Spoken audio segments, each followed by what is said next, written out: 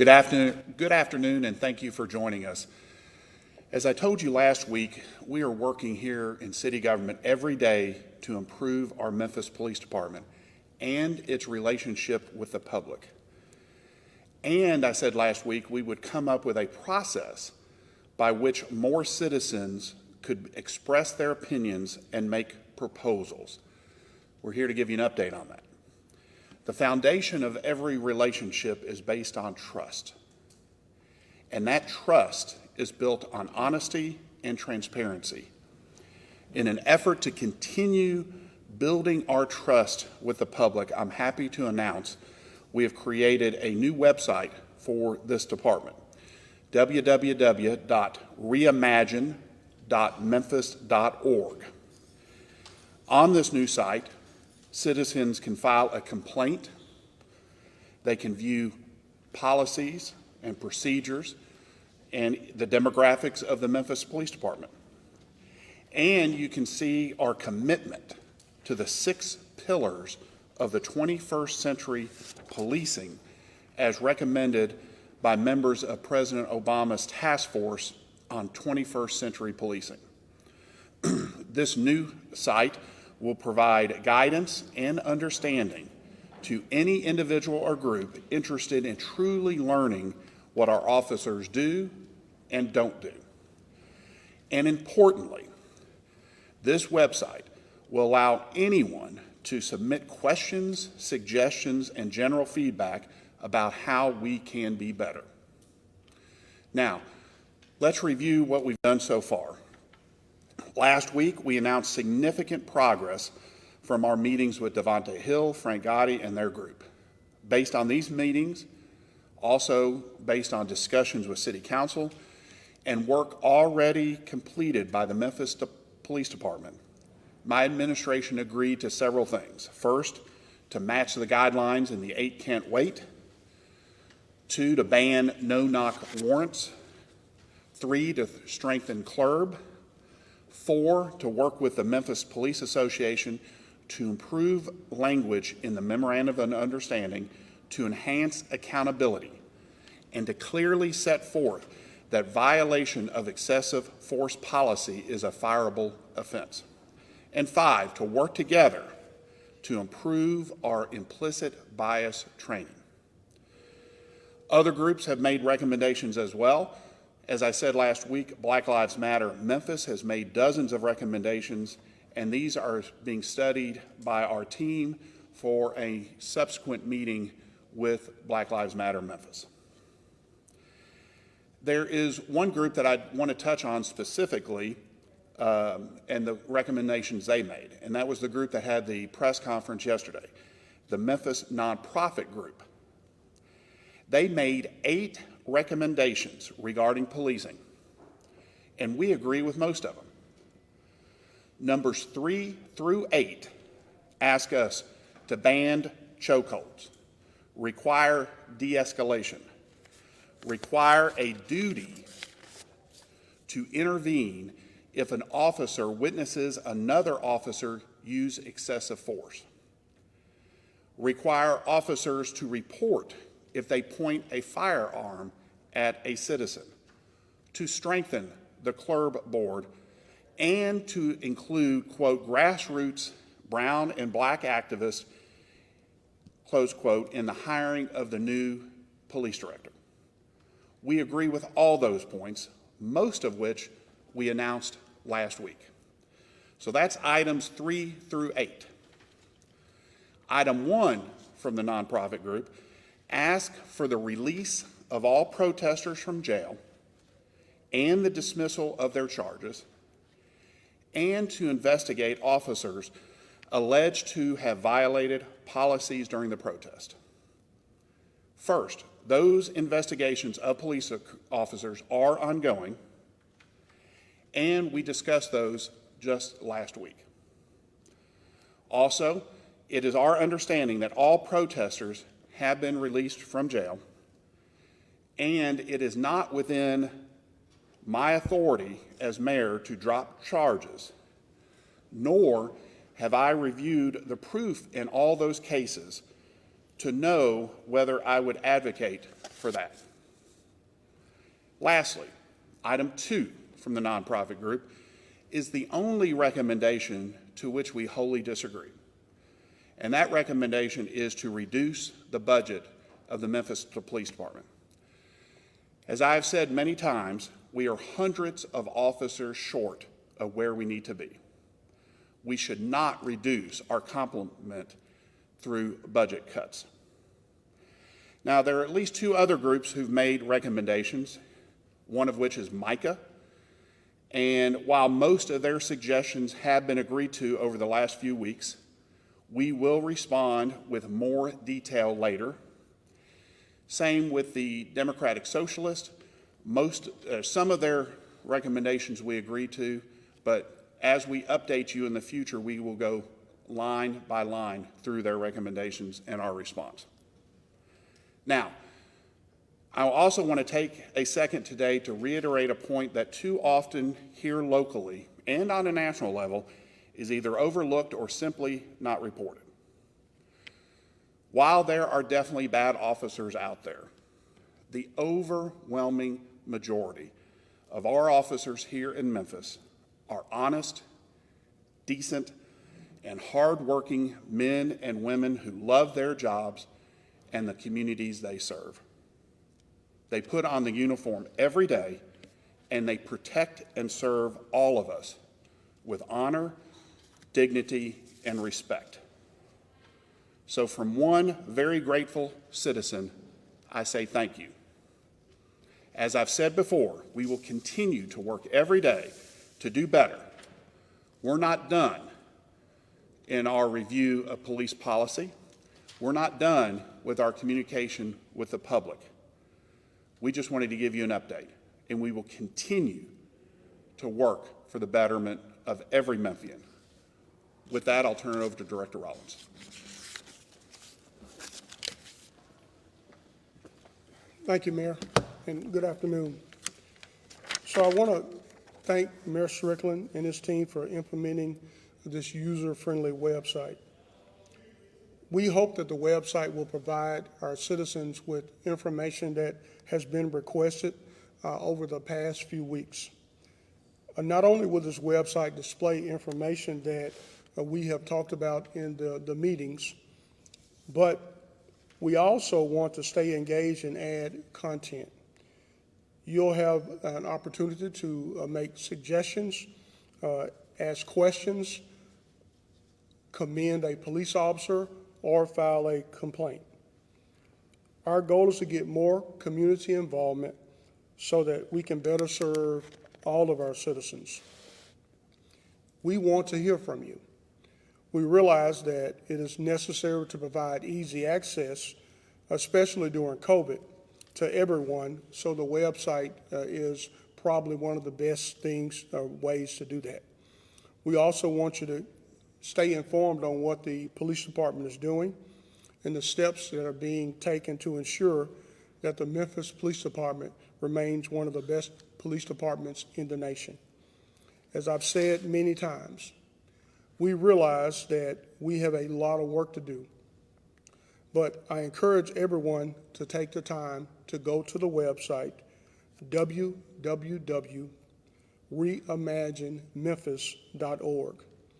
You will see updated policies. You'll see our police recruit curriculum.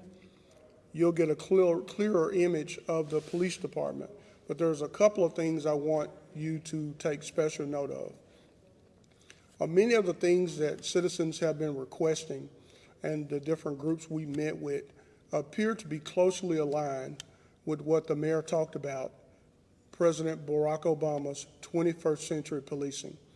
I ask that you take time to review the final report, and you may find that there's already a document and a blueprint that we could utilize to move forward. We have been working off of this document since it came out, but I think we can be more purposeful and definitely do more to closely align with 21st century policing and do what many of our citizens are asking us to do. So again, we look forward to working with you. We look forward to hearing with you, and we definitely look forward to making this department a better place. and I'll ask Mayor Strickland to come back, and I think we're ready for questions. Yes, we will take any questions now. Kristen Garris with Fox 13 Memphis. Good afternoon, everyone. Can Director Rawlings comment on just how MPD is handling the issue of all these fireworks and gunshots that have been fired at night? We've gotten lots of complaints from people, and then 4th of July is right around the corner. That's a great question, and we've seen a definite, major increase in our fireworks complaints. And folks, we've been challenged by gunfire in Memphis for a very long time. I was looking at our homicide numbers today. Today there have been 112 murders and 129 total homicides. 17 of those murders or homicides have been children. And that breaks my heart. So we in Memphis have to do a better job. Every year we see 5,000 aggravated assaults, and most of those aggravated assaults are shootings. Our shot-fired calls have gone up, what I think last I looked last week, 100%. So if you recall, only a month ago, I was in Nashville before the state legislature with Mr. Bill Gibbons, asking that our state legislature, stop considering this permitless carry. I just need to remind everyone that has not gone away, and we still need to face that challenge. But to specifically answer your question, we want our citizens to continue to call us. We'll respond as safely and as quickly as we can, but we also need more of our citizens to tell us what's going on. So you highlighted a great issue that we need to continue to work together as we work to reform our department, but we cannot ignore the incidents of violent crime. Last week I reported to you that our overall crime is down, but our violent crime is up. Aggravated assaults were up 15%. And I'm trying to find my notes so I can put a number to that, but just think we're about halfway there. We have about 5,000 aggravated assaults a year, so you can just take half of that and add some. So we have a gun problem in Memphis. We have a violence problem in Memphis, and we're going to ask that you call the police department or you call Crime Stoppers to help us bring those individuals to justice. If you know someone is carrying a firearm illegally, please call us and tell us so we can help bring that individual to justice, so we could possibly save the life of some child, some grandmother, some mother, or some father. Again, our goal is to keep everyone safe, and thank you. Kirsten, did you have a follow-up question?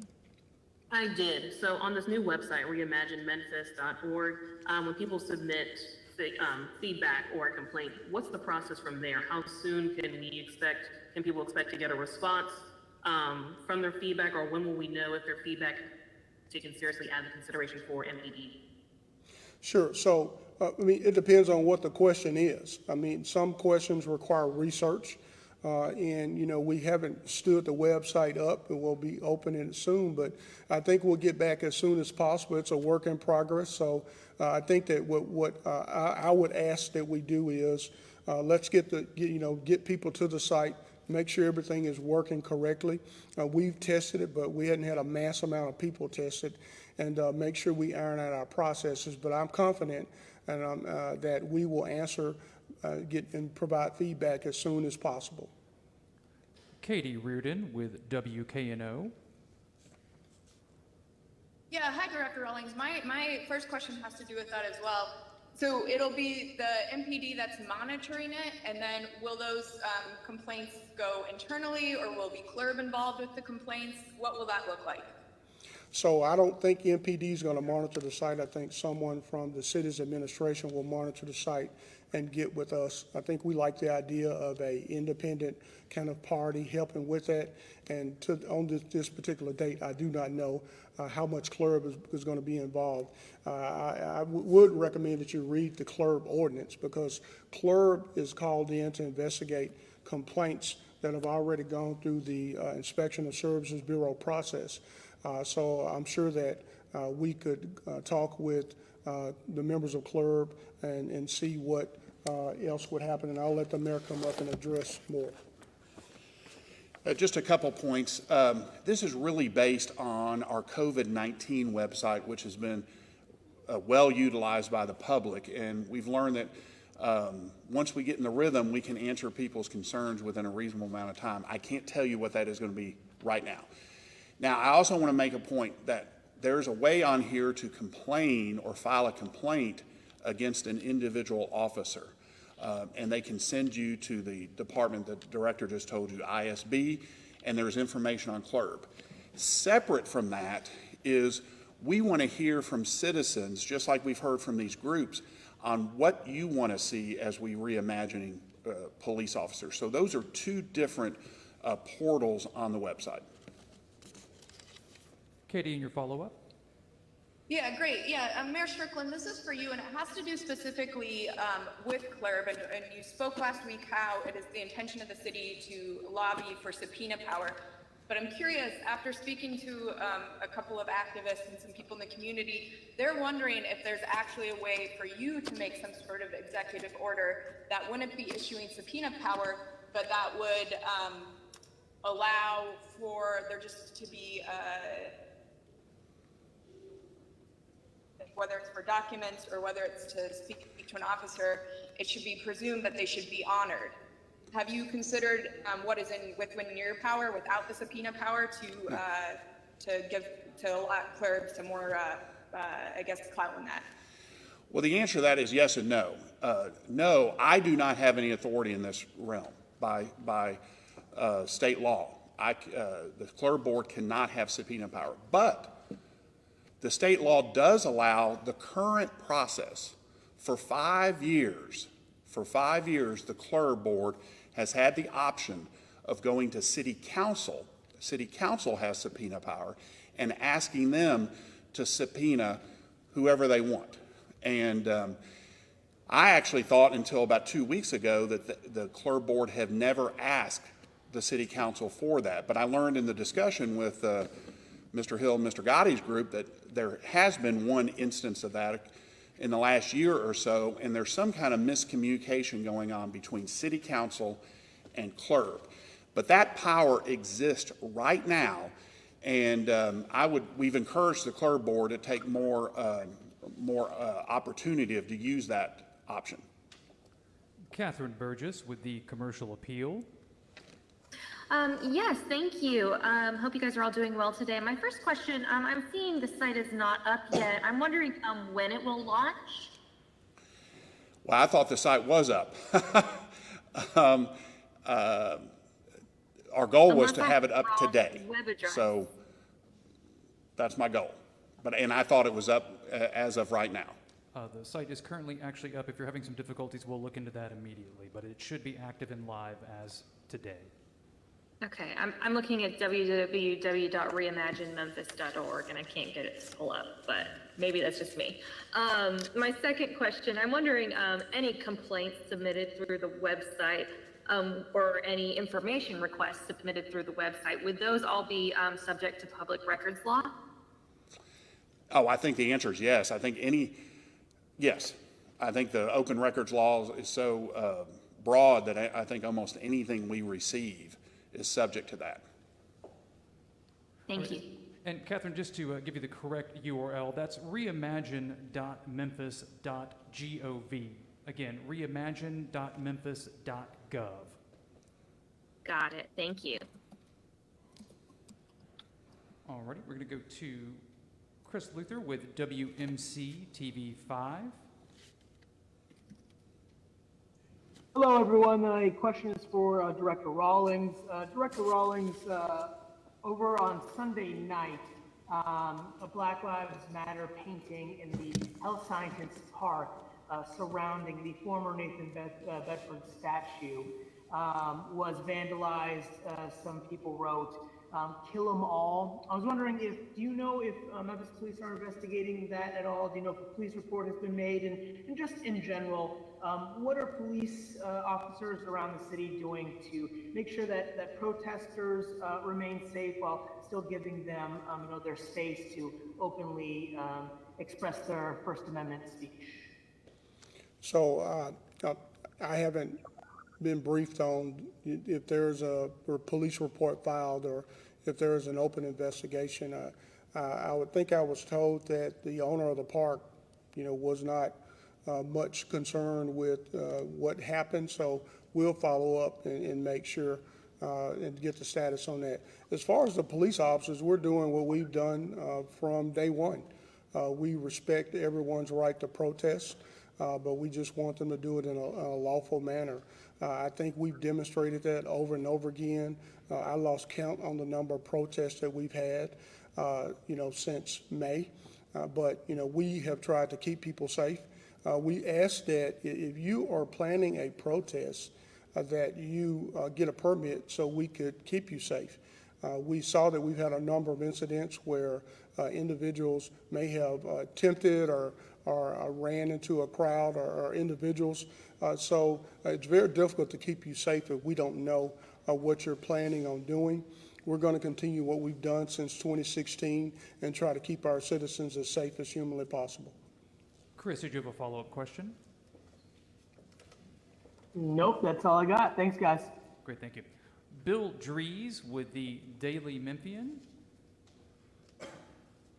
Mayor, the website is called Reimagine, and so at the outset of this going up and hearing from the public via that, do you think that the police department needs to change its basic mission, the way it goes about its job?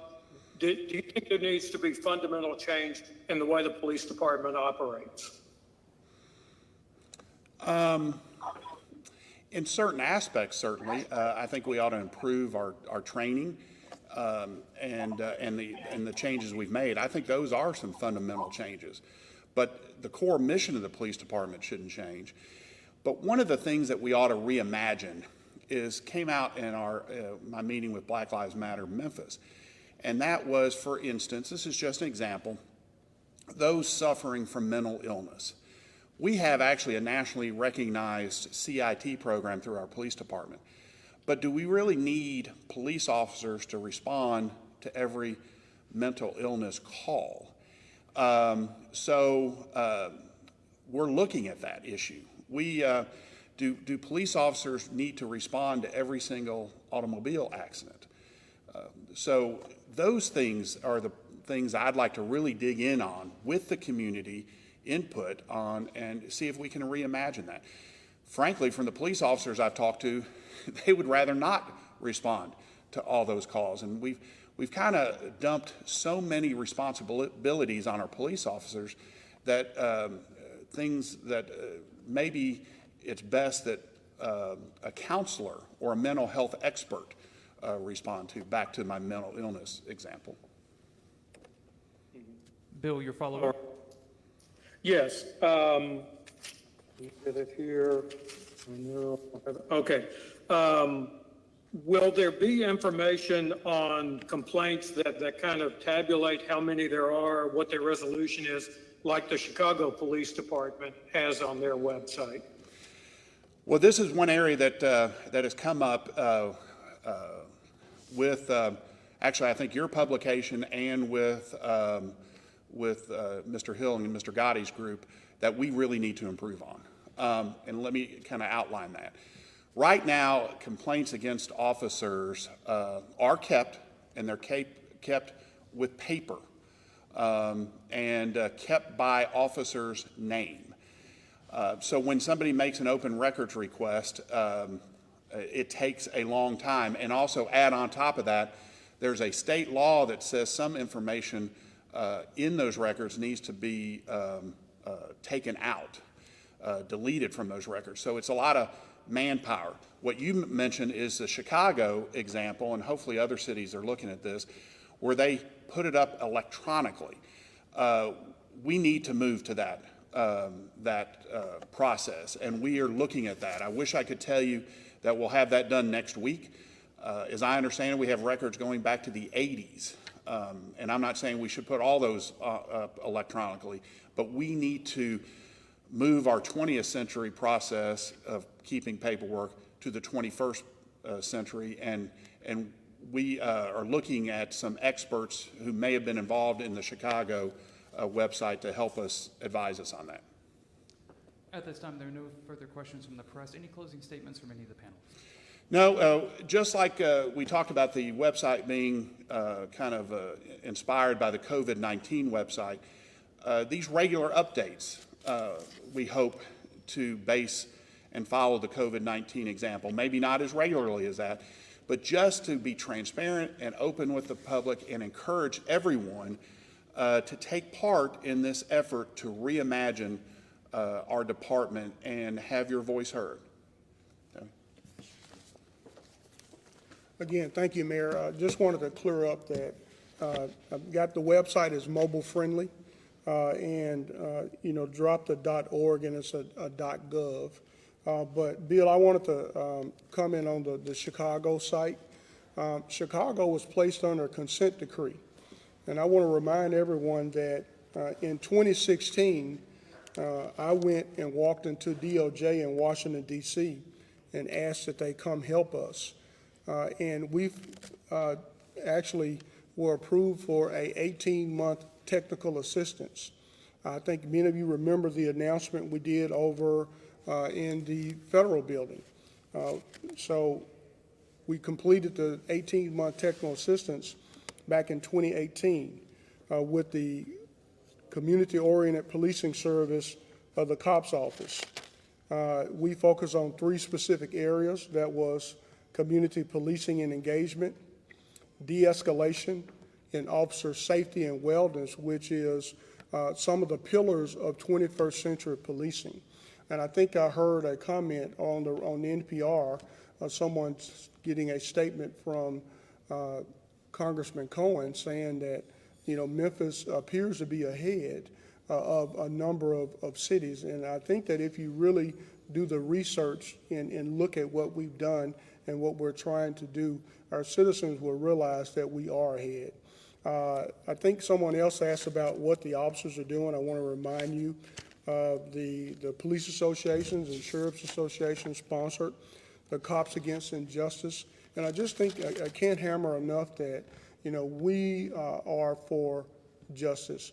We stand as Cops Against Injustice, not just in the Memphis Police Department, but the Shelby County Sheriff's Office and other law enforcement agencies in this great city. So please allow us to work with you to improve. Please participate in this conversation. And I think it's important. I wanted to end with that because it must be a conversation. We must be able to dialogue. We must be able to answer questions. We want to hear from you, and we definitely look forward to making this department better and improving the safety of all our citizens in the city of Memphis and within Shelby County. Thank you, everyone. This concludes today's briefing. Please stay safe.